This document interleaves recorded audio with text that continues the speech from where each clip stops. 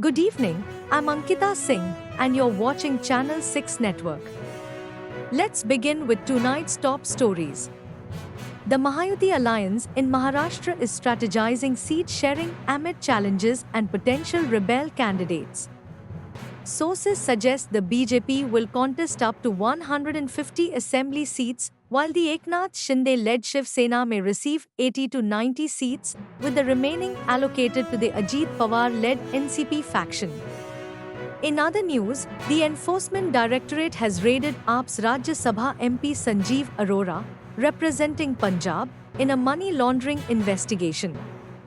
The Congress has slammed Prime Minister Modi over economic issues, with party president Mallikarjun Kharge highlighting concerns such as rising household debt, the failure of the Make in India initiative to boost exports, and cuts in MGNREGA funding.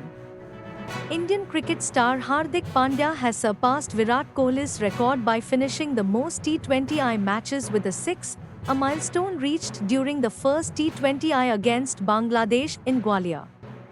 Union Parliamentary Affairs Minister Kiran Rijiju has accused the Congress of using Muslims as a vote bank and warned Hindus and others to beware of the party's divide and rule tactics. Moving to international news, Israel has released never-before-seen footage documenting the 7th October Hamas assault, providing a detailed account of the attack by Hamas militants.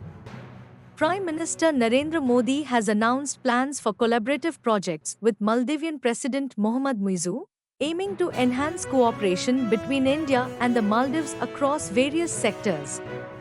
Tragedy struck in Mumbai, where a fire in a slum, ignited by a Navratri diya, claimed the lives of 7 family members.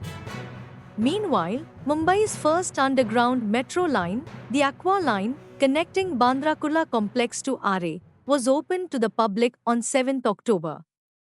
The line was inaugurated by Prime Minister Modi just a day before. Maharashtra Chief Minister Eknath Shinde has issued a challenge to former CM Uddhav Thackeray, asking him to face him directly rather than targeting his son in political confrontations.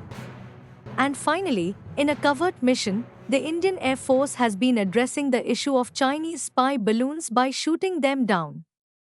In a recent operation, a Rafale jet successfully destroyed a decoy balloon in the eastern sector.